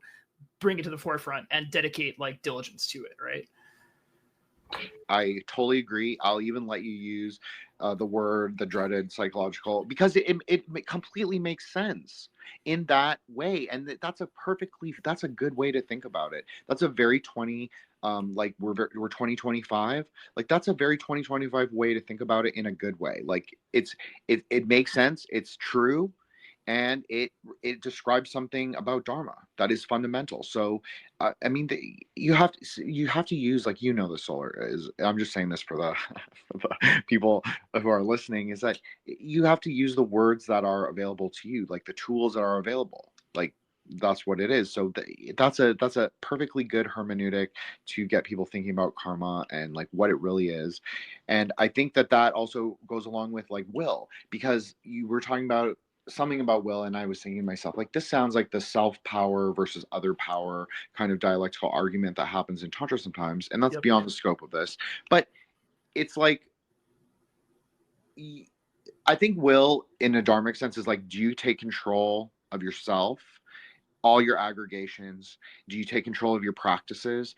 And like that's fundamentally, I think, what Evola's like pinnacle of where he's right about Dharma is praxis. Absolutely. Yeah. He was very, I mean, again, very astute. Like, yeah, he doesn't need my compliments or whatever, but he looked at Buddhism and identified, yes, like this is, even if he was wrong about all the big picture stuff, he's like, look, this is a system that not just tells you, hey, you can get in there and tinker under the hood and actually make changes. You don't have to just slavishly live out like everything that you have received from the world, from heredity, culturally up to this point, that you can actually like make those modifications and assert agency over yourself in action and thought and everything.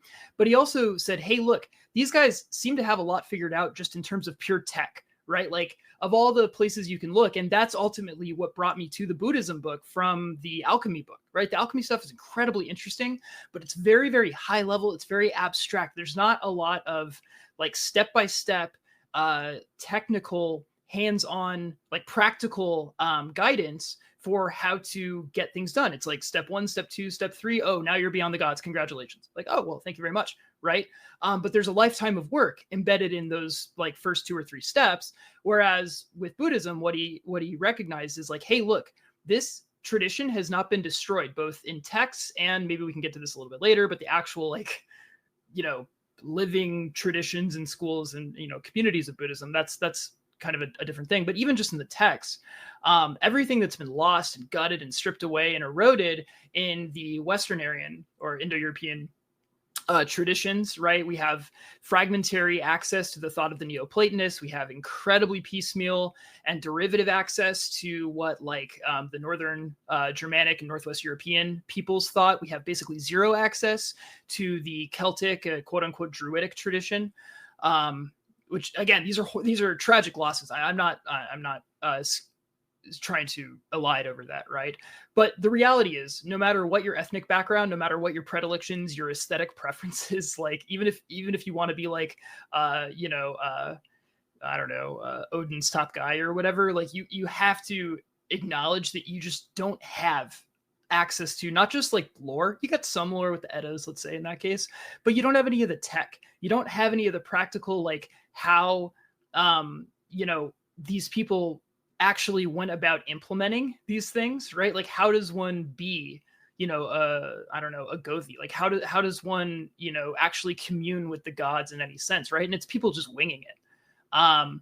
Whereas in Buddhism, it may be dry, it may be arduous. Evola, I think you've mentioned multiple times, right? Like Evola himself found the dry path of Buddhist ascesis to be sort of too rigorous, right? Or at least he opted out for some variety of reasons. But it's at least there, dude. You can like see it and you can do it. And that is a tremendous resource that we have in the Kali Yuga, the Iron Age, Ragnarok, wherever you think we are. This is still a thing that you can do. And that's tremendously powerful. Absolutely. I totally agree with you. I think that, well, in my opinion, like Evola clearly favored like those Bhairava / obviously he was getting into the Kali Tantra stuff. And that holds a lot of, just admittedly, and not for me, and never really for me, but because I was always interested in like Buddhist Tantra, Newari Tantra, and Sri Vidya. So that sort of held my attention. But for other people, I think for people who are maybe edgelord like me, but not, maybe they're more, like everyone has a different dharmakaya, right? Like that's what they say is like 108 million dharmakayas for every person in the world, like every kind of mind stream for every kind of person. So some people are attracted to those block practices. That makes complete sense to me. Like if you have a more wrathful personality, then you're going to be very attracted to the block practices. It's like a remedy. The remedy is the poison, and the poison is the remedy. So that's at least a Buddhist way to think of it. So absolutely. Yeah, so I think that he is looking at those kind of tantras, and they do produce fruits in the sense that, like, I could make a Bhairava sadhana work, no problem. Really, I could, because I recognize a lot of that stuff. It's all in Kriya Tantra. It's all like very like basic things. It's like you need only a few things, like black mustard seed, maybe, like a few, like some corpse powder. I'm not saying I have corpse powder. I'm just saying like there's ways to substitute that, but you need it. You just need the tech is very simple, and it's very it's almost universal to that Himalayan thing. And you were saying like the loss of the systems, like in my opinion, I don't know if this agrees, if Evola agrees with me, but in my opinion, not even that my opinion is important, but I just think it's interesting to say, is that I think that you're right in the sense that you're kind of pointing to say the Himalayan stuff survived. But I also think the other stuff survived.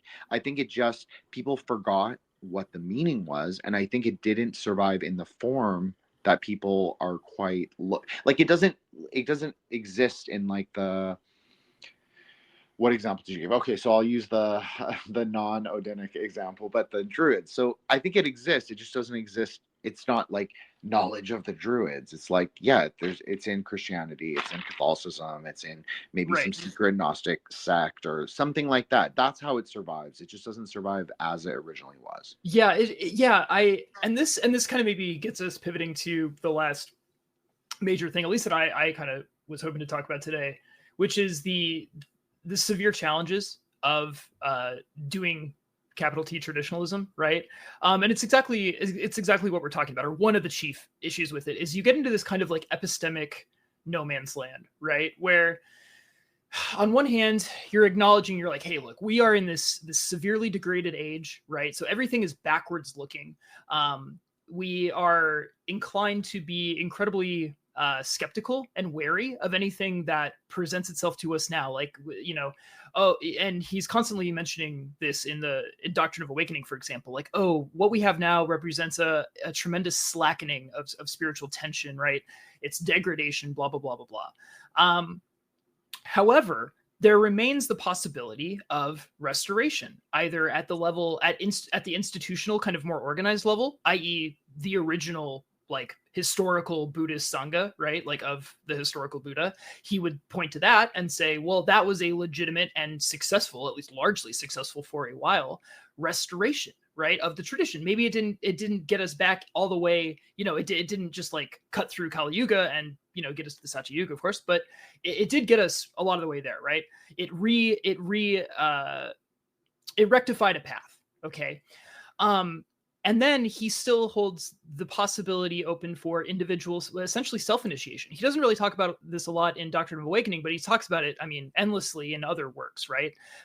However, he's also very keen to mention that in this fully degenerate age, right? And this is the age of, you know, essentially Zionist capitalism versus the proletarian, the Shudra, you know, revolutionary, you know, ambitions, right? Like it's a shit show all the way down for Evola, definitely on this side of World War II. So he's like, in this age, you know, self-initiation should be considered all but impossible. It's fraud. It's the most dangerous prospect. You're likely to fail, and you'll probably go insane. You know, but you should still do it because it's the only thing you can do, right? Or perhaps it's sufficient to just stand one's ground. Is something he says a lot. But of course, the type of person that he's talking to, or at least, you know, people like me, like we're gonna seek out that self-initiation, right? You know, to hell with the perils of the path. But what do you do with that, right? Because the problem is that and I literally did this, like I took Evolian Buddhism, I'm like, this is the shit, and I went to like a normie Zen Sangha in an upper Midwestern town, right? And that went about as well as you'd expect it to. Not that I like came in guns blazing with like a swastika tattooed on my face being like, hey guys, have you heard of Evola? But you know, I had a very different perspective and orientation from them. And I didn't actually mean to introduce the whole like concept of like Western Buddhism versus, but the idea is that being a traditionalist, you're either going to be doing completely your own thing, like a reconstructionist type of Norse paganism or Neoplatonist. Like there's a couple guys who are, you know, writing books on like, you know, theurgy. I think there's like the Theurgist Book of Hours, some other things by like Cooperman, stuff like that, right? So basically a lone voice crying in the wilderness, if you will, relying on original research and deep sort of like historical involvement, which is one way to do it, but that's incredibly difficult. It's incredibly taxing. You're going to have no guide rails. There's no guru for that to help you along the way. So yeah, you'll probably fail, or you'll probably burn out. You probably won't get anywhere, right? Or you can try to connect with, you know, Buddhism as it's actually practiced by real human beings in the 21st century.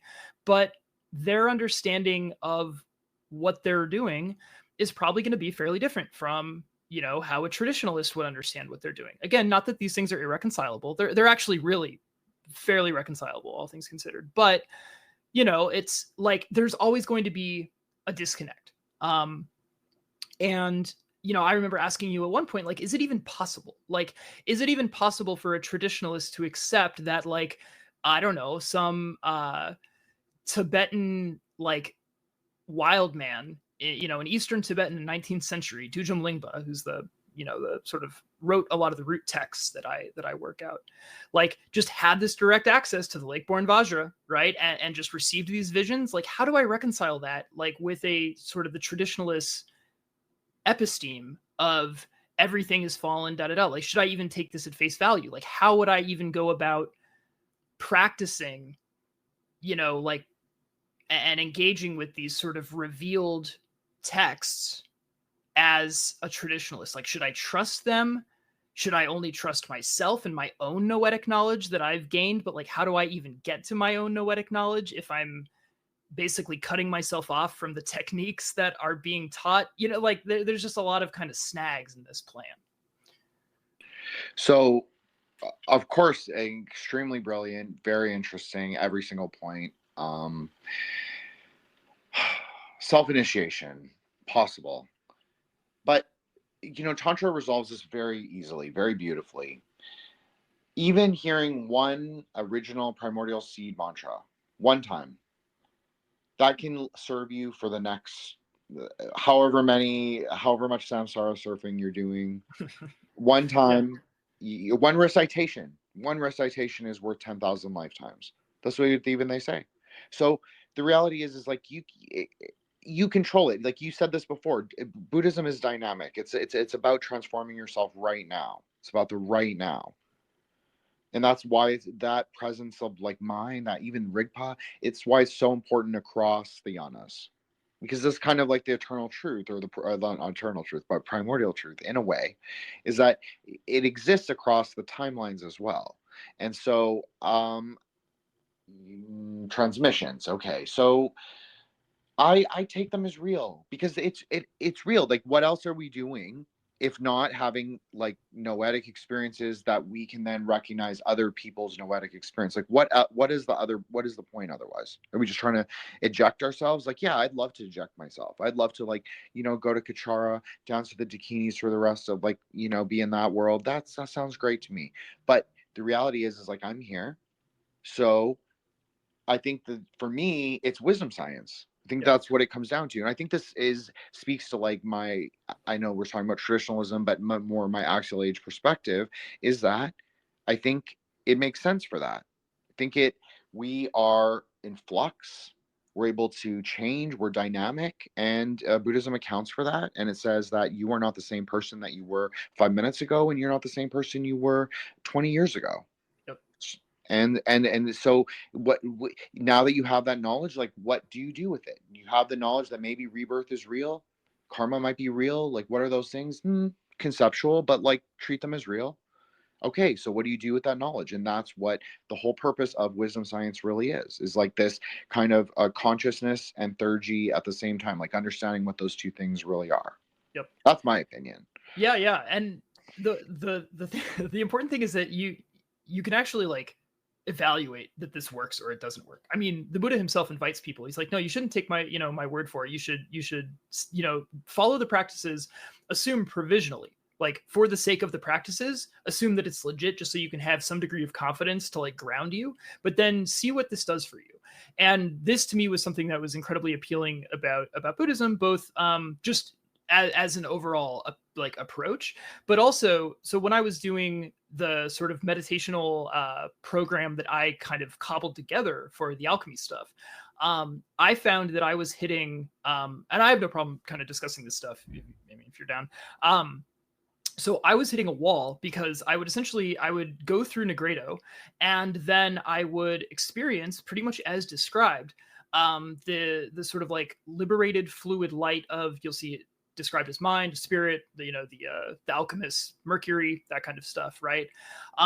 However, once I hit that point in the kind of unwinding my consciousness, however you want to say that, I was completely like physiologically overwhelmed. right? Like I'm sure it's, recorded in some of the spaces where I've described it as like riding the lightning. Like that is not a sustainable thing, right? And so I would essentially just get ejected from this process that I was trying to do, right? And I struggled there for months and months and months because I wouldn't be able to get to that deeper point in meditation to even see the light, so to speak. I mean, in a literal sense, right? I was literally, in my sort of mind, like experiencing that. But I would get there maybe once a month. And again, this is meditating for a couple hours every day. And I'm trying to work like a 11-hour shift, come home, meditate for 90 minutes, and my success rate is only like, maybe once a month, probably more like once every other month. And then most of the times I do that, I just get completely overwhelmed. Like my heart rate is going up to like, intravenous cocaine levels. I'm just like, I just could not handle the energy that I was trying to even just keep focused, let alone reintegrate into my physical body. It was only after over a year, and I know that's not a very long time and, relative to a lifetime, but of more just kind of diligent and structured Buddhist meditation, mostly sitting like Zazen or sitting in the sort of equivalent in the Dzogchen tradition, very similar, that I was able, I actually returned to Negredo, just kind of for kicks, right? I did it for a couple of weeks to see if I had made any progress. And lo and behold, I was able to get to that point with a great deal of equipoise. I was able to basically sustain focus and awareness. Yeah, my heart rate like got up a little bit. I was aware of that, but it wasn't overwhelming. I was in control, and I could actually go through with the operation that is described in the alchemy book, right? Of basically you're sort of like visualizing this sort of like liberated mind, and then bringing that body of light back into the individual. Actually, it's very, very similar to Dhammakaya, funny enough, but to kind of bring this full circle. But anyway, the point is that it was a year or so of Buddhist meditation that actually got me to the point where I could complete the operation of the Western alchemical theurgy stuff, So it's stuff like that, that inspires confidence that at least like you're moving forward, You must, this, so I'm not saying this for you, but you must have that experiential wisdom, the chokmah, then you must have the bana, you must have the understanding of the text. You must have both. You must bring both into synthesis. That's what gnosis is. That's what manjushri is. It's the non-dual word. It's like exactly what you're describing. It's like it's riding the lightning, but you're unprepared. Like that space inside is not pristine, or is not empty enough to sort of contain it. I know that sounds like a paradox, and it is, but it resolves itself in time. But no, what you're saying is 100% true, because really Tantra is just alchemy. Like it is the Negredo book. I'm not saying the conclusions are all the same, but that's that this. It's like it's what Kabbalah is. It's what Tantra is. It's like what they're all talking about is processes of alchemy in maybe different layers of experience. And so I've had very similar experiences to you, where I've able to, when I'm doing sadhana really hardcore, yes, you're able to have incredible, you can call them magical, I've called them Sephirotic, tantric, different things, but you were able to have this very similar magical experiences with the sort of, even describing them in different systems, like very similar still. Absolutely. And that for the record is like one of the strongest arguments for whether you're coming at it from a traditionalist or perennialist perspective, is that once you actually start doing a lot of this stuff, you start to see that a lot of the language, either the sort of like face value language or the metaphysical and narrative language through which these experiences are described, even like the sort of mythological like couching of these experiences, they're like, oh damn, these things are, again, not exactly the same, but they seem to be at least describing a much sort of smaller set of states of being and consciousness, and things that you can actually experience for yourself that have a great deal of overlap in the very least, Absolutely. This is where I relate to you so much, is that because for me, you get it. Like, even I'm not the perfect articulator. I don't think I am.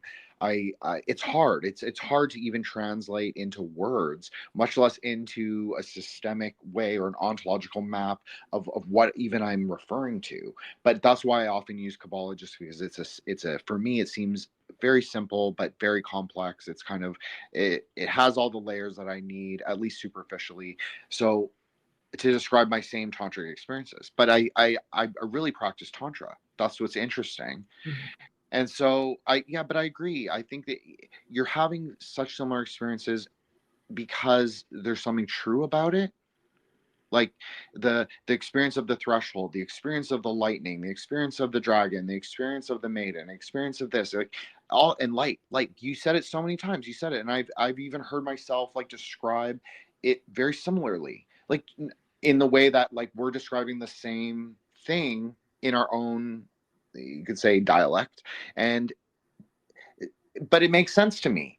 It's like you're particularizing the light, you're giving it name, you're seeing its expansion, its splendor in the world explode before you like flowers, like butterflies, I've heard some people say, and it kind of rushes through you. And some people say that is like the lightning, but then there's also like another experience, like you can hear the whooshing of sound of like it's like almost like time of silence, but not quite. It's like you can hear, it's like roaring almost.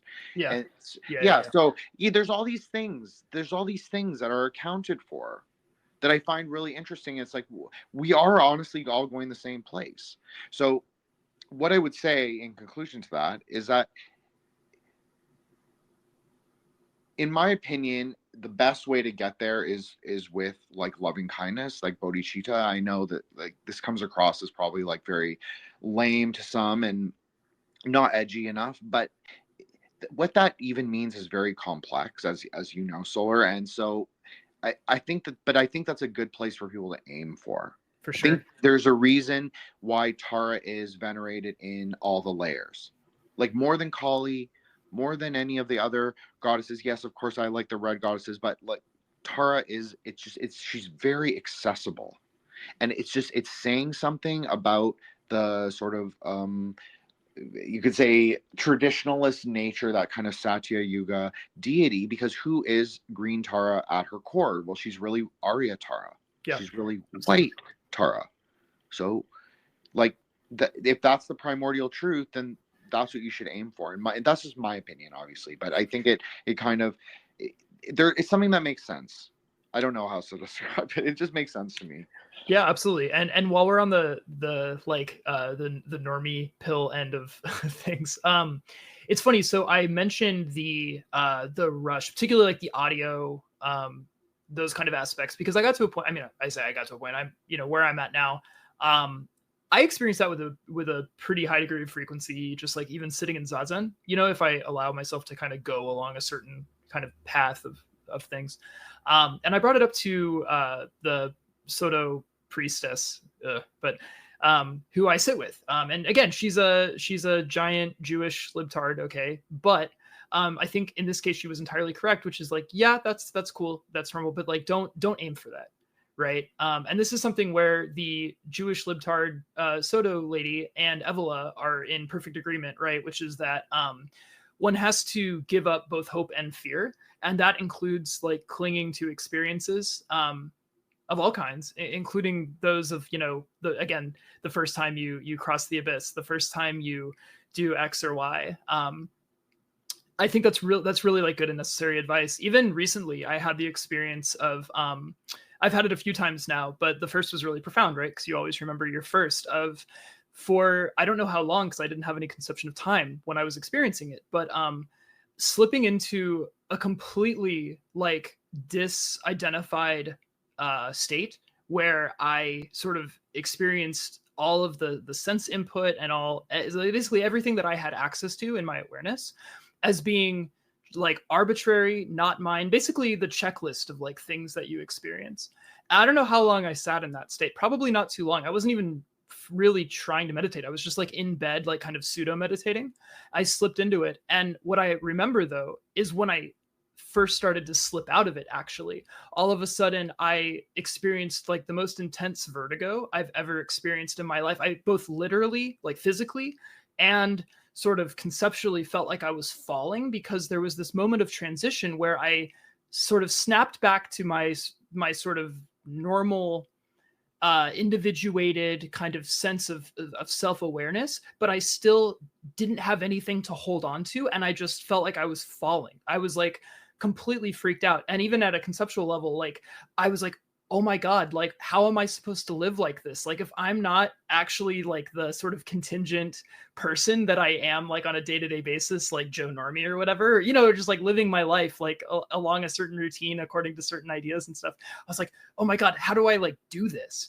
And then I was just falling, and then it kind of like leveled out as I like sort of settled back, as I descended back into a more like samsaric embedded perspective, right? And that was crazy, and it was very, very weird and overwhelming. But my point is that like when I first had that experience, I mean, among other things you could say about it, I now was like, oh my god, I have to get back there, right? Because that is ultimately kind of the goal, or at least a sort of waypoint on the goal.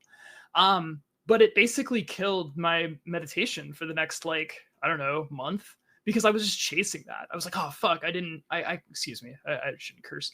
You know, I didn't get that. I didn't feel that. I didn't do the thing. And I'm still working through taking my own advice here, you know, of not chasing those experiences and not attaching any significance, certainly in the egoistic sense of like, oh, I got to this point. I did this. I've checked, you know, I got my purple belt, you know. It's not about that, which is a really easy thing to say on the internet. But it's definitely more of a challenge to actually do, for sure. But I think it's really important, and it seems to be really important, because as I've gotten better at that, I've gotten farther, for what that's worth. But again, even that's not the goal. So I've had very similar experiences, and my conclusions are very similar to yours.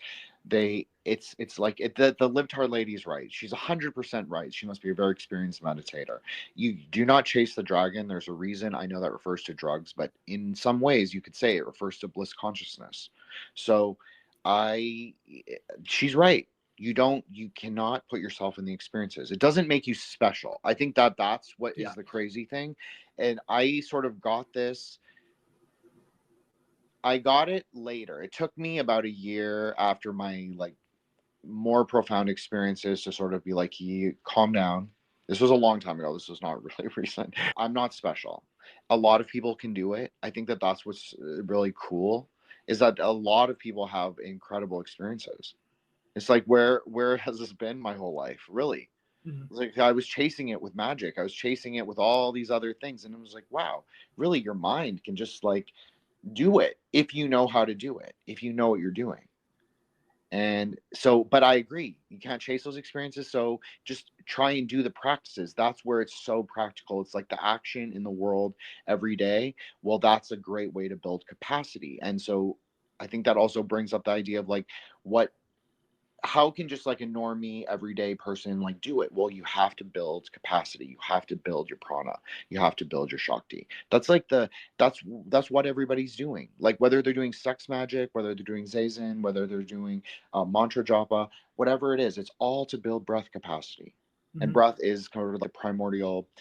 So, you know, you have to do it. You have to do it to experience it. It's not about drugs. It's not about like, yeah, all of those things are tools, sure, but there's really a way to do it.